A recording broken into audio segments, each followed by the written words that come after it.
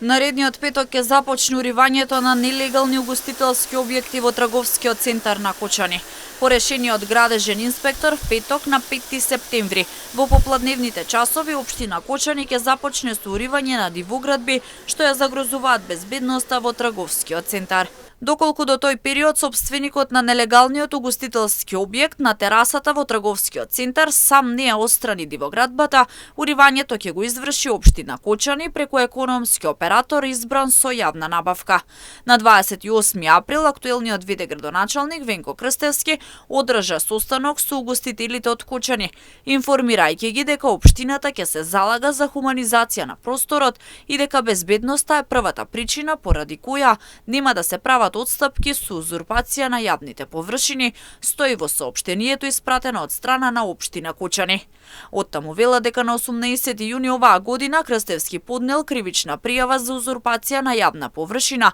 и бесправна градба против угостители која загрозуваат безбедноста на граѓаните, истакнувајќи дека и по трагедијата во Пулс има угостители што работат нерегуларно и незаконски, со што покажуваат дека поважен им е личниот профит отколку безбедноста и здравјето на граѓаните.